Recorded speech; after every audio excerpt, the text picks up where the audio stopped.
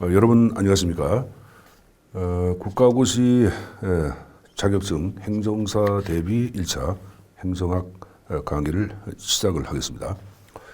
오늘 이제 수업에 관한 OT에 관한 내용을 좀 얘기를 해드리면 좋은데, 아마 이제 이 행정사 과목을 주면서 합격해서 이 강의에 대한 접목이 이루어지는 분도 계시고, 또 기본적으로 행정학 전체의 틀은 좀 숙지가 되어 있는 걸로 제가 이해를 하겠습니다. 그래서 전반적인 행정학에 관한 소개는 수업을 진행하면서 하나하나 말씀드리고, 이번 시간부터 바로 그 행정학의 기초이론 파트부터 수업 형태가 진행될 거예요.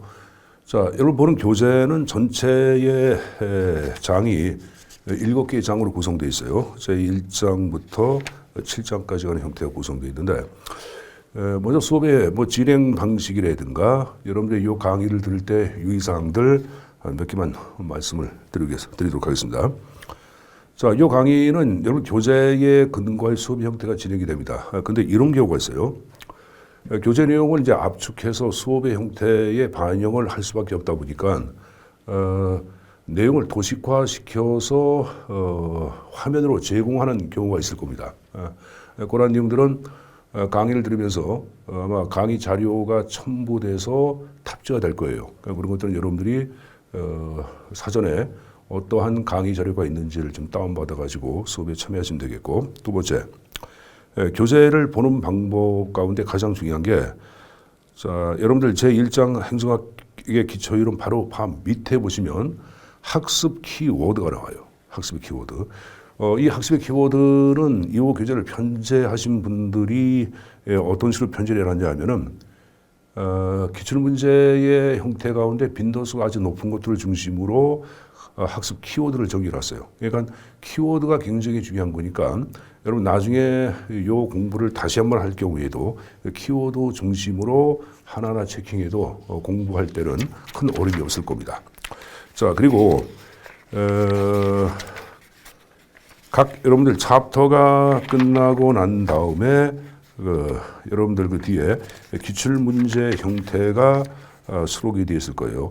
확인학습 문제, 기출문제 형태로 소개되고 있는데, 우리가 이제 행정학을 국가고시 자격증이라든가 아니면 이제 기타 시험에서 출제를 해서 나온 형태를 보면은 기존의 기출문제의 형태를 변형시킨 형태가 전체 문제 가운데 약 70% 정도를 차지하고 있습니다. 이 말은 뭐냐면은 기출문제의 분석이 굉장히 중요하다고 말씀드리는 거예요. 그러니까 여러분 교재에 각 장마다 나오고 있는 기출문제의 형태들을 꼭 이론 강의 끝나고 난 다음에 확인해서 본인 것으로 만드는 시간을 꼭 갖도록 하셔야 합니다. 물론 기출문제 형태들도 제가 수업 시간에 다 소개할 수는 없을 거예요. 근데 중요하다고 파악되는 내용들은 선별해서 말씀을 드리도록 하겠습니다. 자, 그리고 이제 세 번째는 뭐냐면은 수업을 진행하면서 제가 빈도수가 아주 높은 것, 출제 빈도가 아주 높은 것들은 아마 A급이라고 얘기할 거예요. 그 A급, B급, C급 얘기할 텐데, 그 A급, B급, C급이 굉장히 중요하고, 특히 A급 자체는 출제 빈출 형태가 60% 이상이 됩니다. 그런 것들은 교재에 다시 한번 별표해 두시고 공부하는 것이 바람직하다고 파악을 하고 있습니다. 요 시험은 여러분들 잘 알다시피 이게 상대평가가 아니라 절대평가죠. 그래서 60점 이상의 형태를 준해서 여러분들이 공부를 하시면은 아마 1차 과목의 형태들은 합격하는 걸로 제가 알고 있습니다. 그러니까 행정학이 좀 어렵다 하더라도 완벽하게 행정학을 배운다는 것보다는 여러분들이 합격을 위해서 하는 공부, 그러니까 약 70점이나 80점 정도의 수준에서 여러분들이 좀 점수가 나오게끔 공부하시면은 무난하게 1차의 행정학은 통과되지 않을까라고 생각하고 있습니다. 자, 그럼 먼저 지금부터 행정 기초이론 파트, 행정의 본질 파트부터 수업을 진행토록 하겠습니다. 자, 일단 학습의 포인트에 관한 형태 두 가지 형태를 적어놨어요. 그 행정의 개념의 흐름에 관한 내용을 숙지를 해두셔야 합니다. 자, 여러분 교재에 나오고 있는 개념은 이제 넓은 의미하고 좁은 의미의 개념, 또 기능적 개념에 관한 형태를 정해놓고 있는데, 사실 이거보다는 전반적인 흐름의 형태를 파악을 해두셔야 합니다. 특히 이 흐름의 형태는 여러분 교재 정치와 행정과의 관계라고 하는 또 하나의 내용이 나오고 있을 거예요. 그 내용들도 포함해서 개념 흐름에서 소개할 겁니다. 그래서 어떤 식으로 흘러왔고 또 특히 정치와 행정과의 관계가 어떤 관계로 개념과 연결되는지를 확인해 주셔야 합니다. 두 번째는 행정과 경영과의 관계인데 자, 우리가 행정을 영어로 얘기할 때는 퍼블릭,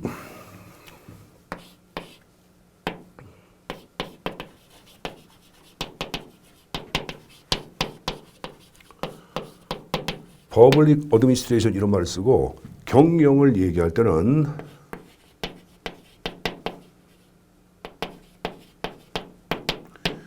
비즈니스 어드미니스트레이션이라는 말을 써요, 여러분들. 그래서 여기 퍼블릭이란 말은 이제 공공관리 그런 말을 쓰는 거고 이쪽은 뭐 사업관리를 얘기하죠. 그러니까 어쨌든 간에 공공을 관리한다. 이쪽에 사업을 관리한다. 둘 다 여러분들 관리의 형태라고 하는 공통대로 활동을 하고 있어요. 그래서 행정과 경영은 굉장히 유사한 점이 내포되어 있습니다. 그래서 어떤 점이 유사점이 있고 어떤 점이 차이점이 있는지 그 내용의 형태를 가지고 가야 되는데 자, 행정사 기출문제를 분석하다 보니까 이건 단골 문제예요. 그러니까 우리가 얘기하는 행정과 경영의 유사점과 차이점 뭐가 있는지 그 형태를 정리해서 가지고 가시고 참고적으로 이쪽에 제가 Public Administration 이걸 보통 공행정이라고 얘기합니다. 공행정. 그리고 이쪽에 비즈니스 어드미니스트레이션 경영을 사행정이라고 얘기해요. 사행정. 그래서 출제에 나올 때는 행정과 경영의 차이점은 무엇인가, 유사점은 무엇인가 이렇게 나오기도 하고 공행정과 사행정의 유사점과 차이점을 묻기도 합니다. 그래서 그 형태는 출제에서 꼭 가져가시고 출제 빈출은 A급이에요. 행정과 경영과의 관계는 출제 빈출 A급이라고 말씀드렸습니다. 자, 일단 행정의 개념을 여러분들이 파악하기 위해서는 행정은 사실 용어하고의 싸움이에요. 그 용어에 관한 형태를 잘 알으셔야지 행정학 전개 과정에 관한 내용들을 좀 이해하기 쉬울 텐데 일단 행정학은 역사가 굉장히 짧아요. 그러니까 1880년대 말에 미국서 탄생을 하다 보니까 맨 처음에 행정의 본질이 도대체 뭐냐 하는 것을 얘기할 때는 이웃 학문에서부터 먼저 정의가 이루어집니다. 그래서 크게 법학의 논리에 따라서 개념을 접근하는 경우가 있고 또 하나 정치나 경영 관점에 따라서 행정의 본질을 접근하는 경우로 나눠집니다. 그러면 이 법학에 근거하여 행정의 본질을 접근하는 것 이걸 보통 우리는 행정, 법학적 행정 개념이다라고 언급을 하고 이 정치나 경영 논리에 따라서 개념 정의하는 것을 행정학적 행정 개념이다라고 언급을 합니다. 근데 현재 우리가 배우는 것은 행정법을 배워요, 행정학을 배워요. 행정학을 배우고 있죠. 그래서 이 행정법에 관한 개념은 여러분들 1차 과목에 행정법 총론 있을 거예요. 총론 시간 담당 선생님한테 여러분 자세히 배우시면 되겠고 우리가 정리할 것은 이 하단에 관한 내용에 관한 것을 정리해 볼 필요가 있습니다. 자, 이것도 마찬가지예요. 그럼 정치나 경영 논리에 따라서 행정을 이해할 때는 행정의 성향이나 본질을 정치로 파악하는 경우가 있고 아니야, 행정의 성향은 정치가 아니고 경영이야. 요 경영으로 파악하는 경우로 다시 또 나눠집니다. 그러면 행정을 정치의 관점으로 파악하는 것을 우리는 정치행정 일원론이다 이렇게 얘기하고 행정을 경영 논리에 따라 파악하는 것을 야 행정은 정치의 성향이 아니야 분리해서 봐야 돼. 그래서 분리한다 하여 정치행정 이원론이라고 언급을 해요. 다시 얘기하겠습니다. 행정의 본질을 정치로 파악한다. 그러면 정치행정 일원론이라고 얘기하고 행정을 경영의 논리로 파악한다 할 때는 정치행정 이원론이라고 언급을 하죠. 요쪽에 제가 행정의 정치와 행정의 경영화 적어놨는데 이거 같은 말이에요. 그러니까 정치행정 일과 행정의 정치화를 중시한다 하는 것은 같은 말입니다. 다시 얘기하겠는데 행정학은 용어의 싸움이라 그랬어요. 그러니까 이러한 용어들을 숙지해서 가져와야 돼요. 또 마찬가지로 정치행정 이원론을 우리는 행정의 경영화라고 언급을 하죠. 아까 저 이런 얘기했죠. 정부의 활동을 아까 우리는 공행정이다라고 얘기했고 기업의 활동을 사행정이라고 얘기했죠. 그럼 여기 보세요. 정치와 행정을 같은 것으로 파악할 때는 행정과 경영은 다르다고 보는 거예요. 그렇죠? 그래서 정치행정 1은 공사행정 2원론, 다르다랑 같은 내용이고, 정치행정 2원론은 역으로 또 정치와 행정은 분리가 돼서 행정을 경영의 성격으로 파악해야 한다 해요. 이걸 공사행정 1원론이라고 언급을 합니다. 다시 한번 정치행정 1을 공사행정 2원론, 정치행정 2원론을 공사행정 1원론이라고 하는구나 하는 건 숙지에서 가져갈 필요가 있습니다. 자, 그럼 어떨 경우에 행정을 정치로 파악하고 있는지, 어떨 경우에 경영으로 파악하고 있는지 그 형태를 좀 보겠는데, 행정을 그냥 사실 현상으로 파악할 때는 여러분들 경영의 시각, 정치행정 2가 되는 거고, 또 행정을 사람을 관리하고 조직을 관리하고 물자나 돈을 관리한다. 이 관리 현상을 파악할 때는 행정을 경영과 동일시하기 때문에 정치행정 2원론이라고 얘기하고 있어요. 자, 이쪽에 제가 가치지향, 정책결정, 권력현상이란 말을 적어놨는데, 행정을 이렇게 파악할 때는 행정의 본질을 정치로 파악하는 거예요. 그러니까 여러분들이 야, 이거 참 어려운 말이래요 라고 생각하는데, 그래서 요것 때문에 제가 별도로 뒤에 여러분들 화면에 보시면 행정의 정책 성향의 다양한 의미가 나와요. 이걸 다 여러분들이 적어서 외울 필요는 없어요. 그래서 어떨 경우 행정을 정치의 성향으로 파악하고 있는지 그걸 이해하기 위해서 제가 하나의 지문으로 정해놓은 거예요. 자, 보겠습니다. 그대로 읽어보겠습니다. 행정에서는 정치적 성격이라는 단어를 아주 많이 사용한다. 정치란 다양한 가치를 지향하는 정당이 있겠죠. 성장이냐 복지냐, 그렇죠? 진보냐 보수냐, 그 정당과 국회의 분파 집단들 다 볼까요? 예를 들어서 국민의힘이다, 더불어민주당, 정의당, 조국혁신당 등등이 각자 지향하는, 자, 그 다음 영어 보세요. 바람직스러운 상태를 구현하기 위해, 이렇게 바람직스러운 상태를 구현하는 것을 우리는 가치 지향이라고 얘기해요. 다시 한번, 바람직한 상태를 구현하는 것을 뭐라 그런다? 가치 지향. 그리고 여러분들 서로 투쟁하고 대화하고 타협하고, 그렇죠?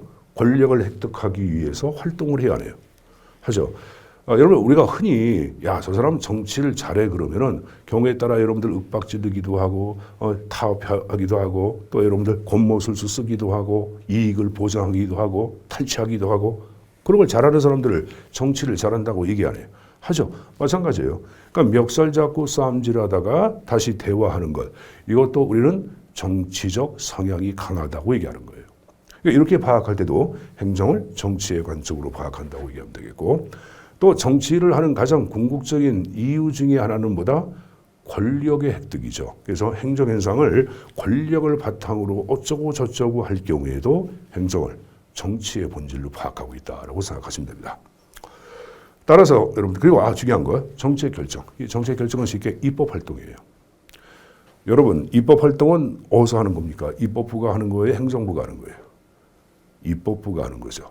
자, 그리고 국회의원을 우리는 입법부 소속이라고 얘기합니다. 그리고 국회의원 보고 우리는 정치한다 그래요? 행정한다 그래요?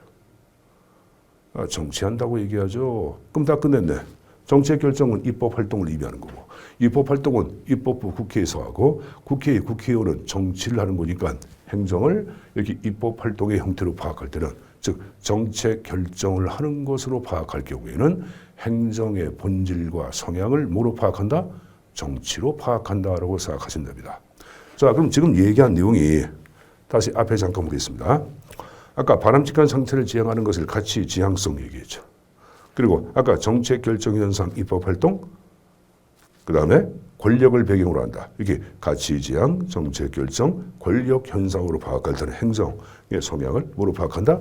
정치의 성향으로 파악한다고 보시면 되겠고, 요 가치의 반대말을 보통 우리는 사실적 판단이란 말을 써요. 그렇죠? 가치 판단, 사실 판단. 그래서 행정 현상을 사실상 이러이러하다고 파악할 때는 행정을 정치가 아니라 경영으로 파악하고 있구나. 일제 경영. 이건 정치 행정이라고 얘기했고, 또 물자를 관리하고 사람을 관리하고 조직을 관리하는 관리 현상으로 파악할 때도 행정의 성질을 경영과 동일시하고 있다고 정리하시면 됩니다. 자, 그럼 이걸 갖고 자, 이쪽에 정리한 것은 행정의 개념에 관한 계보, 발달수를 쭉 정리해 놓은 거예요. 자, 그러면 맨 위에 행정관리서를 나왔고 통치기능서를 쭉 나왔는데, 자, 행정관리서는 행정현상을 뭐로 파악하냐? 공공사무를 관리하는 현상으로 파악해요. 그럼 관리로 파악했다. 행정을 뭐로 파악해요? 정치야, 경영이야? 경영이죠. 그래서 이쪽 나온 거 보시면 정치행정 이원론이 나와 있는 거예요. 그렇죠? 자, 이거 보세요. 통치기능서를 행정을 정책 결정과 집행, 정책 결정 현상으로 파악해요. 그럼 아까 정책 결정은 행정을 정치적 성격으로 파악하는구나. 그래서 정치행정 일원론이라는 말을 쓰고 있는 거고, 이쪽에 행정 행태서를 얘기할 때는 공무원이 공유하고 있는 사실적 행태가 행정이다라고 파악합니다. 그럼 사실 현상을 얘기할 때는 아까 행정과 정치를 분리한다. 그래서 정치행정 이원론이 나온 거예요. 자, 발전기능설 정책결정 나왔죠. 그 당연히 정치행정 일원론의 관점으로 이해하고 있다고 정리해서 가져가시면 됩니다. 자, 신공공관리론 자체를 얘기할 때는 효율적인 관리로 나왔죠. 관리현상. 이것도 정치행정 이원론의 관점이라고 이해해 주시면 됩니다. 제가 그래서 왜 정치와 행정과의 관계를 얘기했냐. 그만큼 중요하기 때문에. 여러분 기출문제를 보다 보면은 다음 중 정치행정 이원론과 개념에 관한 연결이다. 잘못된 것은 이렇게 묻는 문제가 나와요. 그래서 요 연결고리 때문에 말씀을 드린 겁니다. 자, 그럼 요 행정관리서부터 다시 좀 뉴 거버넌스까지 제가 좀 이따 말씀드리겠고, 이번엔 여러분들 제가 이제 행정의 개념 정의를 얘기할 때 아까 얘기한 식으로 어떨 경우에 정치로 파악하고 어떨 경우에 경영으로 파악하는지 그 이유를 말씀을 드렸습니다. 자, 그러면은 이제 행정의 개념이 어떻게 발달되어 왔는지 그 발달사에 관한 내용을 정리를 하겠는데, 현재 우리가 배우고 있는 행정학은 미국에서부터 이론의 형태가 등장을 해요. 그래서 행정 현상을 파악할 때는 미국식 행정학이 어떤 식으로 발달되어 왔는지 그 발달사를 토대로 행정의 개념을 우리가 살펴보고 분석할 수밖에 없습니다. 그래서 미국 행정학의 발달사에 관한 내용을 정리할 텐데, 지금 여러분들 이 화면에 나와 있는 이 내용도 여러분 교재에 나오고 있는 내용을 제가 정리해 놓은 거예요. 그러니까 잘 이해해 두시고 나중에 교재 읽어보시면은 공부하는 데 도움이 될 겁니다. 자, 그리고 요 용어 하나하나가 다 중요합니다. 중요하기 때문에 요것도 숙제에서 가져가야 합니다. 자, 일단은 여러분 1776년부터 1801년 적어놨는데, 1776년은 미국이 보스턴 차 사건 계기로 영국하고의 7년간의 독립전쟁이 시발된 시점을 얘기합니다. 그래서 여기 1776년을 적어놓고 1801년도까지 왔는데, 이 시기에 지배했던 대표적인 사상은 초대 재무성 장관을 지낸 해밀턴 사상이 주창되고 지배했다. 그래서 해밀턴주의가 지배했다라고 언급을 하죠. 그래서 해밀턴주의를 지금 얘기한 식으로 중앙집권 사상이라고 얘기하고, 해밀턴주의를 다른 말로 연방주의라고 얘기합니다. 연방정부할 때 연방주의. 숙제에서 가져가십시오. 지문에 나왔던 내용이에요. 기출문제로. 1801년부터 1829년까지는 제3대 대통령 제퍼슨주의가 등장하고 지배했다.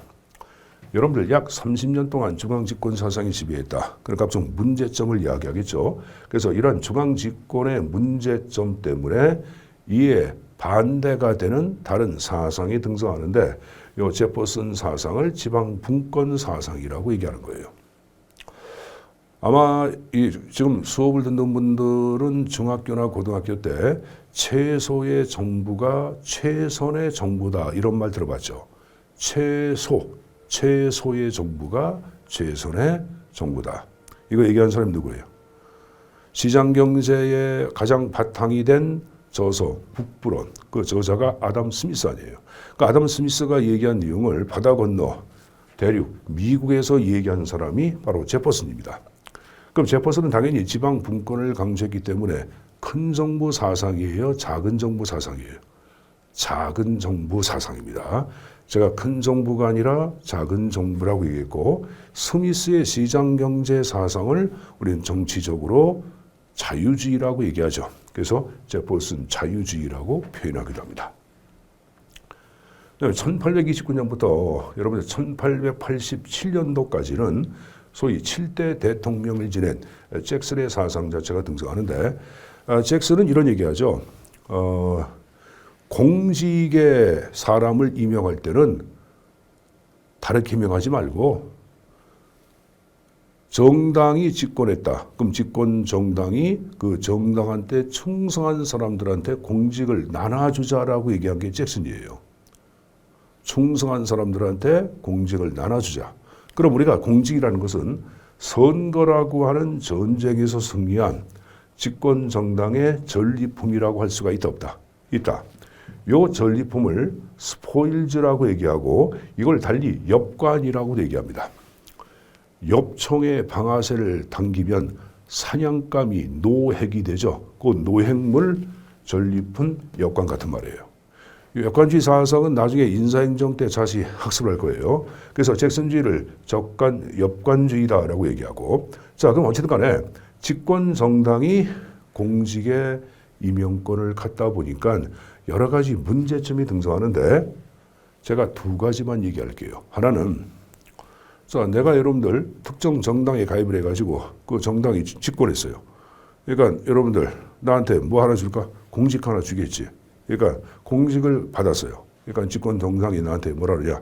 야, 내가 너한테 공직도 줬는데 요새 그 정부가 통치하는데 공적 자금이 부족하구나.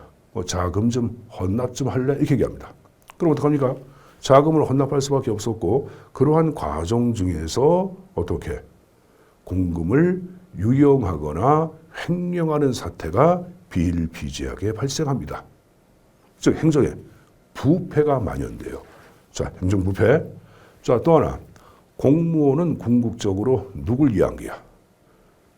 국민을 위한 건데 지금 얘기한 잭슨주의는 공무원이 국민을 위한 공복자가 아닌 국민을 위한다. 위민 행정이에요. 집권당의 사냥개 사병으로 전락해산했어. 집권당의 사냥개 사병으로 전락해 버립니다. 이러한 등등등등의 문제점을 이야기하죠. 그래서 안 되겠다 해요. 요 1887년도에 우드로 윌슨이라는 사람이 행정의 연구라고 하는 논문을 발표하고 이 논문에서 행정의 개념을 최초로 다음과 같이 얘기하죠. 행정은 정치 밖에 고유한 영역이 있다. 그 영역은 국가 사무를 관리하는 사무의 영역이다라고 언급을 합니다. 다시 말씀드리겠습니다. 행정은 정치 밖에 고유한 영역, 정치로부터 집권 정당이나 국회로부터 영향을 받지 않는 고유한 영역이 있다. 그 영역은 국가 사무를 관리하는 사무의 영역이다라고 언급을 하죠. 여기에 근거하여 최초의 개념 정의가 그 행정관리설이 탄생한 거예요.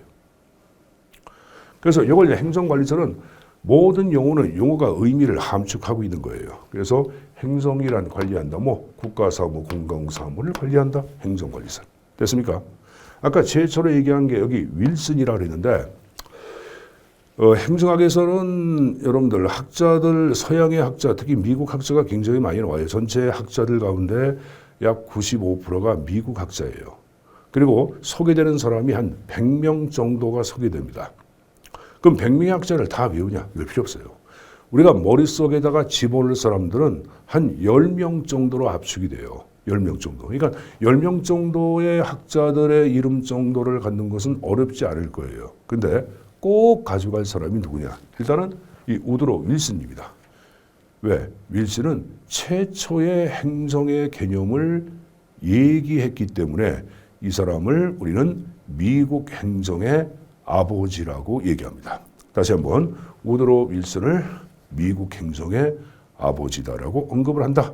그리고 이 사람이 얘기한 것 사무의 영역 국제서 가져가십시오. 윌슨 정도는 외워두시고 됐습니까? 그래서 아까 역관주의 폐해 극복하게 만들어진 건 행정관리설이고 이 행정관리설을 달리 얘기할 때는 기술적 행정학이다라고 언급을 합니다. 자, 그 다음에 1930년대부터 여러분들 45년도까지 지배했던 것이 바로 통치기능설이에요. 제가 좀 전에 모든 용어는 그 용어가 의미를 함축하고 있다고 얘기했죠. 그럼 봅시다. 행정이란 다름 아닌 통치라는 기능을 수행한다. 통치기능설이에요. 그럼 통치는 뭐냐? 두 가지를 얘기해요. 하나는 입법 활동이고 또 하나 집행 활동을 얘기합니다. 그러니까 제가 입법 활동은 뭐를 대표한다 그랬어요? 정책 결정. 그래서 정책을 결정하고 집행하는 것 통치기능설. 왜 그럼 이런 행정을 정책 결정하는, 즉 입법 활동도 행정의 영역으로 파악했냐? 여러분 이 통치기능설은 1930년대에 등장하거든요. 그럼 여러분 1930년대에 그러면 떠오르는 게 뭐가 떠올라요? 경제대공황이 떠오르죠. 이 경제대공황 이후에 시장경제가 무력증을 노정을 하고 의회가 주도했던 의회민주주의가 완전히 붕괴되고 파괴되고 무능함이 드러납니다. 그래서 이제부터 어떡하냐? 일반 국민의 어떤 기대가 입법부의 기대로부터 야 이제 입법 안 되겠다. 국회 안 되겠다. 행정부로 여러분들 넘어가요. 그래서 행정부한테 야 이제 네가 입법부한테 얘기하니까 뭐 법을 만드는 것도 시간도 많이 걸리고 정당끼리 싸움질만 하고 이제 안 되겠다. 니들이 행정부 스스로 법을 만들어서 집행하라. 이때부터 여러분 행정부가 스스로 법을 만들고 집행하기 시작합니다. 이 법을 행정부에서 만든 법을 대표하는 것은 우리나라 같은 경우도 있죠. 세 가지가 있죠. 하나는 뭐가 있어요? 대통령이 만든 대통령령, 그걸 시행령이라 그러죠. 총리가 제정한 총리령이 있죠. 장관이 만든 부령이 있죠. 이게 다 바로 뭐예요? 이걸 행정입법이라 그래요. 그래서 이제 행정도 입법부처럼 법을 지정할 수 있다. 정책 결정. 그럼 이 말은 행정부가 힘이 세진 거예요? 힘이 약해진 거예요? 힘이 엄청나게 세진 거죠. 이게 행정부가 힘이 센 국가를 우린 일명 행정국가라고 얘기합니다. 그래서 행정국가의 대두와 함께 탄생한 것 다름 아닌 통치기능서를 얘기합니다. 그래서 정책 결정 집행한다. 아까 정책 결정 현상을 행정 현상으로 파악한다. 정치와 본질이 같다. 정치행정 1원론 얘기했죠. 다른 명칭이 있습니다. 기능적 행정학이라고 얘기하죠. 저게 행정국가의 대두 함께 탄생했다고 얘기했죠. 연결해서 가져가야 합니다.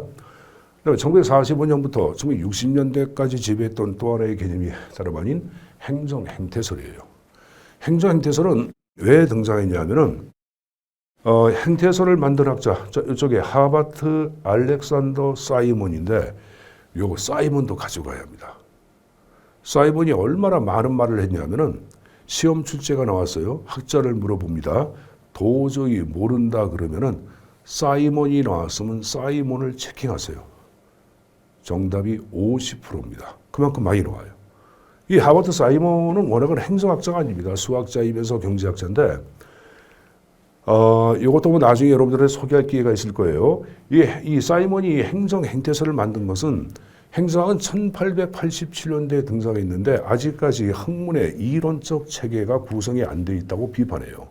그러니까 정치학이나 법학이나 뭐 사회학 다른 학문은 오랜 역사 과정을 거치면서 학문의 체계가 이론이 정비되고 이렇게 확립이 되는데 행정학은 역사가 짧다 보니까 이 행정학을 하나의 독립적인 학문으로 볼 수 없다고 비판해요.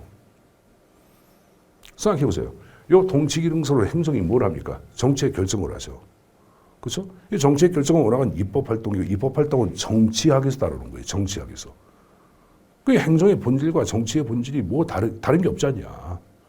그래서 이 사이먼은 그렇게 보지 말고 이제 행정도 정치로부터 독립된 어떤 이론의 형태를 만들어 가자고 얘기합니다. 그걸 우리는 행정학의 과학화를 추구한다고 얘기하죠. 그래서 이 행정학의 과학화를 추구하기 위해서 만든 게 행정행태설이에요.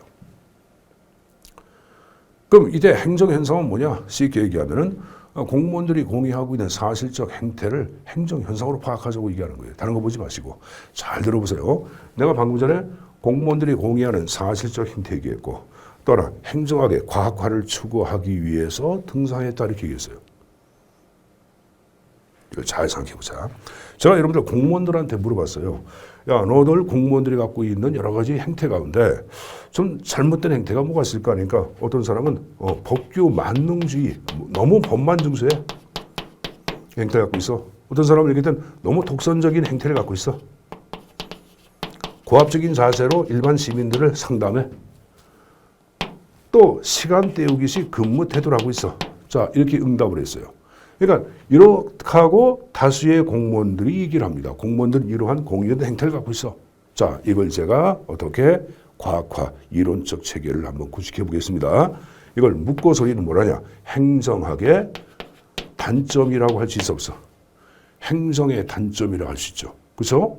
자, 반면에 여러분들, 자, 공무원들 좋은 행태 공유하는 게 뭐냐? 그러니까, 아주 친절하게 상담해. 그리고 법에 근거하여 감정에 치우지 않고 합리적으로 행동해. 이렇게 얘기합니다. 그리고 공정하게 업무를 관리해. 그럼 이걸 묶고서리는 행정현상의 장점이라고 할 수 있죠. 다시 묶고서리는 이걸 행정의 장단점이라고 하는 하나의 이론을 만들죠. 이게 이론을 체계화시키고 만들어가는 것을 과학화한다고 얘기하는 거예요. 그래서 과학화를 위해서 사이먼이 먼저 얘기한 것은 이 공무원들이 공유하는 행태를 잘 분석해서 행정학의 이론 체계를 만들자고 얘기한 게 하버트 알렉산더 사이먼을 얘기합니다. 그래서 행정학의 과학화를 추구하기 위해서 만든 것, 행정 행태설 얘기하는 거예요. 당연히 아까 이렇게 얘기했죠. 아까 통치기능서를 얘기할 때는 정책 결정도 행정 현상으로 파악하고 있다. 그래서 정치로부터 독립된 행정의 고유 영역 만들자. 그러니까 정치행정 2월로 나온 거예요. 아까 제가 사실 현상으로 파악할 때 행정을 뭐로 파악한다? 정치가 아닌 경영으로 파악한다고 얘기했죠. 당연히 정치행정 2월론이죠. 자, 이번에 60년대에 등장한 거야. 이 발전기능설인데, 이 발전기능설은 여러분 60년대 그러면 45년도 해방 이후에 근대화다, 경제 발전이라는 과제를 본격적으로 이행한 국가들이 있습니다. 그 국가들 묶고서리는 뭐라 그래요? 신생국이라고도 얘기하고, 그렇죠? 후진국이라고도 얘기하고, 또 개발도상국가라고도 얘기합니다. 그래서 우리가 파악한 이 발전기능설은 예외적으로 후진국의 행정 현상을 규명하기 위한 개념이에요. 우리가 지금까지 배운 행정학의 어떤 개념 정의는 미국의 행정 현상을 바탕으로 행정의 개념과 본질을 얘기했으나 이거는 후진 국가의 행정 현상을 규명하기 위한 개념 정의로 탄생합니다. 그래서 저게 신생국을 중심으로 개도국을 중심으로 등장했다 이렇게 얘기하는 거예요. 물론 개발도상국가, 신생국, 후진국 다 좋아요, 여러분들. 그러면 당연히 이 후진국가는 입법부, 사법부, 행정부, 3부 가운데 우리나라 생각해 보세요. 어디가 강력한 힘을 가져? 누가? 행정수반이. 그럼 행정수반이 강력한 힘을 가졌다. 이 말은 이제 행정이 당연히 뭐도 하는 겁니까? 국회에서 하는 입법 활동도 하죠. 정책 결정도 하겠고, 이를 집행하겠고. 자, 그리고 여러분들 60년대부터 한국 경제개발 5개년 계획, 그렇죠? 태국이나 말레이시아라든가 이런 국가들도 경제개발 5개년, 7개년, 3개년 계획을 이때부터 본격적으로 추진합니다. 왜? 발전하기 위해서는 어떤 사전에 주먹구구식이 아니죠. 계획에 근거하여 발전을 추구하고 변화를 시켜야 합니다. 그래서 앞에 있는 통치기능설과 비교해 볼 때 하나 들어가는 게 바로 기획이에요. 정책 결정, 집행, 기획을 담당하는 것이 행정이다. 이렇게 파악하는 거예요. 그럼 당연히 여러분들 정책 결정 현상을 행정의 현상으로 파악하는 거니까 정치행정 1이야, 2야. 1월로 나온 거예요. 개도국 중심으로. 자, 이 두 가지 나중에 또 말씀을 드릴 겁니다. 신공공관리론과 뉴거버넌스는 뒤에서 또 얘기할 거예요. 그래서 일단은 개념 정의의 발달은 행정관리설부터 발전기능설까지 가져가야 되겠고, 다시 얘기하겠지만 이 정치와 행정과의 관계가 굉장히 중요하다고 얘기했습니다. 정치행정 1, 2월론, 1월론 이런 형태를 연결해서 가져가시고, 자, 그럼 이제 행정의 개념을 또 이렇게 얘기합니다. 이쪽 보시면은 보편성과 특수성에 따라서 개념을 정의하기도 하는데, 여러분 교재 맨 앞 페이지 보시면은 넓은 의미의 행정과 좁은 의미의 행정 나온 거 있죠. 그걸 얘기하는 거예요. 이 보편성을 넓은 의미, 좁은 의미를 특수성을 좁은 의미라고 얘기하죠. 그래서 보편성은 주체를 분분합니다. 정부가 하든 기업이 하든 교회, 처치가 하든, 그렇죠? 상관하지 않아요. 그래서 공동의 목표를 달성하기 위한 합리적 협동 행위로 파악하는 것을 얘기할 때는 넓은 의미의 개념 정의를 얘기하고, 특성을 얘기할 때는 주체가 나옵니다. 공익 달성을 위한. 자, 기업 안 들어갑니다. 교회도 안 들어갑니다. 그렇죠? 정당도 안 들어가죠. 정부 관리주의 행위로 파악하는 것은 특수성에 근거한 개념정의라고 얘기합니다. 그래서 이 보편성과 특수성 두 가지 형태 숙지해서 가져가십시오. 자, 그럼 개념의 형태는 이 정도 선에서 마치고, 자, 이번에 이제 행정과 경영과의 관계를 보도록 하겠습니다. 자, 여러분 이제 행정과 경영의 비교라고 나올 거예요. 일정은 출제가 양자의 유사점과 차이점 묻는 문제가 등장하거든요. 그래서 이것은 출제에서 아주 많이 거론되기 때문에 여러분들 유사점 정도는 이런 식으로 좀 암기하도록 하겠습니다. 자, 여러분들 교재에다 정리해 보세요. 유사점에다가 의협, 심의, 강한 삼관왕 봉수라고 적어놓자. 의협심이 강한 삼관왕 봉수. 자, 의는 의사결정. 우리가 여러분들 정부에서 하는 행정이나 기업의 경영이나 둘 다 여러분들 의사결정, 대안 선택해야 하죠. 그 다음에 협은 협동성을 얘기하죠. 둘 다 구성원의 협동을 중시한다. 삼관왕. 자, 관이 세 개예요. 2번에 관리요제, 3번에 관리기술, 4번에 관리성 나왔죠. 자, 관리요제를 얘기할 때는 여러분들이 정부 조직이다 그러면 안 돼요. 이 관리요제의 개념은 위대한 사회학자 막스 베버가 얘기한 단일적 의사결정을 정점으로 한 하이라키, 계층제의 구조를 얘기합니다. 그럼 정부란 조직을 얘기할 때도 대통령을 정점으로 한 피라미드형의 계층제 형태. 그렇죠? 민간 기업도 사장이나 회장을 정점으로 한 피라미드형의 계층제 형태를 갖고 있다. 이게 바로 관리요제의 성격을 지니고 있다. 이렇게 얘기하는 거예요.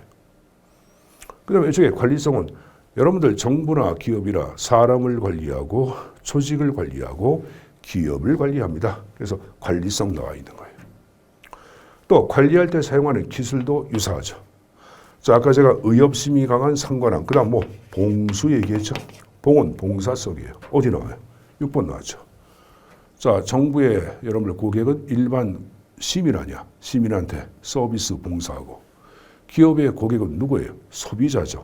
소비자한테 봉사한다. 그래서 봉사성, 양자의 공통점입니다. 자, 수는 행정과 경영은 둘 다 각각의 목표를 달성하기 위한 수단으로 등장한 거예요. 그래서 의협심이 강한 상관왕 봉수라고 정리하시면 되겠고, 차이점을 한번 여러분 읽어보세요. 여러분들. 이것만 갖고 있으면 답이 다 나옵니다.